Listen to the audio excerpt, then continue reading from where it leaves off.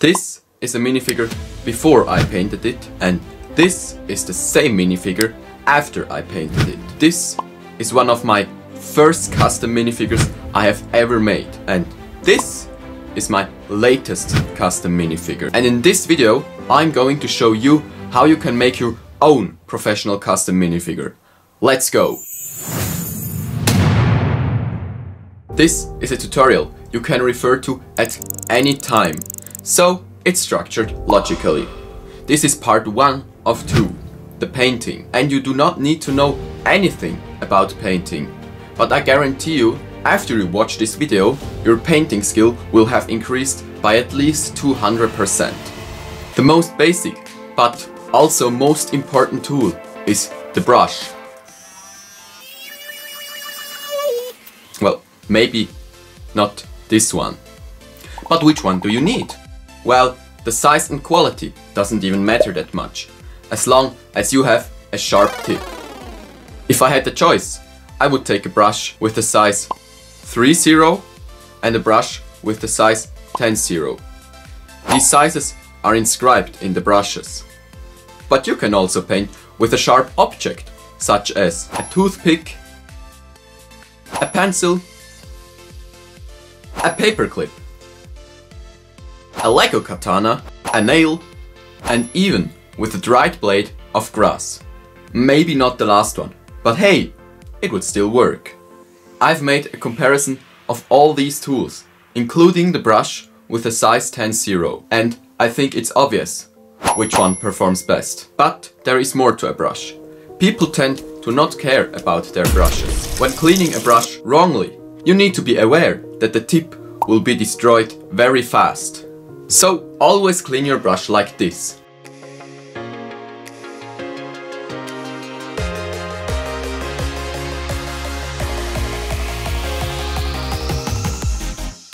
And if you want to take a break, or you're even finished with painting, then clean your brush. Because dried color will ruin your tip. You won't be able to move the hairs of the tip freely anymore, because they're somewhat like glued together. But do not leave your brush in the water neither, because this will damage your tip as well. These brushes have both the size 10-0, but you can clearly see that the one on the right has a far more damaged tip, because I left him in the water. As for the color, I advise you paint with acrylic color. You can get them in a pack of 8 in an IKEA for only 10 bucks. However, I had to make the experience that cheap color will come off easily when scratching only a little over it. So, do yourself a favor and buy another, more expensive white acrylic color, because cheap acrylic colors will hold a lot better when applied on another color than on plastic.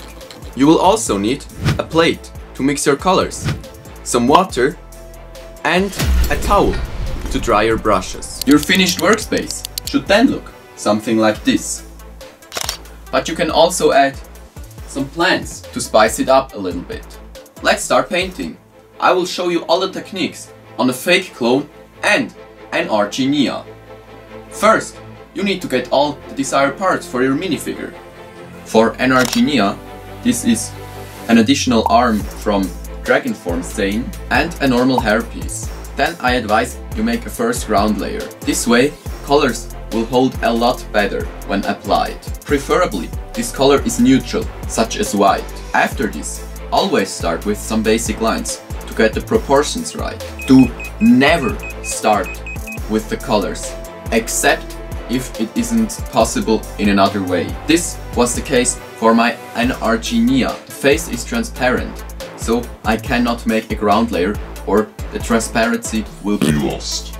To get these measurements right is the most important step in the entire process. This shows my latest custom minifigure, Oniloid. The most difficult part was actually to get these lines down. But against all the expectations, these lines do not have to look pretty. They only need to be accurate. They can be thick, but they need to be at the right place. A few examples on this topic. If I want something in the center, of a minifigure. Then I'll paint a line straight through the middle. You can later on erase this line again. It is similar if you want to mirror things to the other side. I usually paint the first side and then make out points on this very line I can mirror to the other side. As you can see here on this clone, I made out 3 points I mirror to the other side, but I still messed up. So I increased the thickness of one of the lines to erase one part again. And if the torso already gives structure away you can use for your minifigure, as it is the case with the Crystal King or a clone, then either make a thin ground layer or no ground layer at all. This way you can use the structure already given to paint your character. And once you're done with your scratch, you can start adding color. When you start painting with colors, you only need to be aware of a few things. If you want to draw thin lines, then don't try to get them down in a single brush stroke. It will look bad. But make these lines rather thick, just like the ones in your scratch. And then make the lines smaller with the surrounding colors.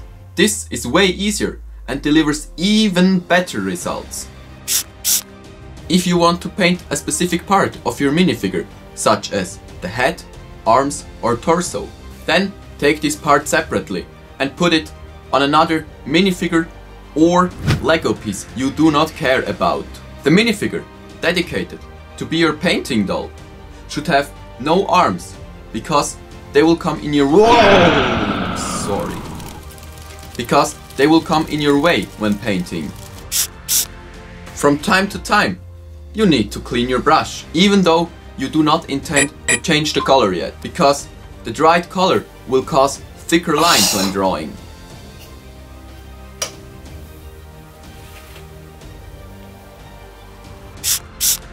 Always paint with the tip facing towards where you want the drawing to be accurate. Also try to hold your brush with an angle and not straight from the top. It will give you more stability.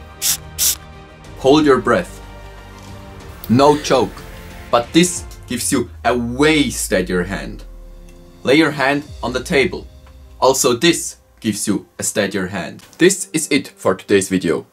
If you want to see part 2, then like the first comment in the description and subscribe to my channel. Bye!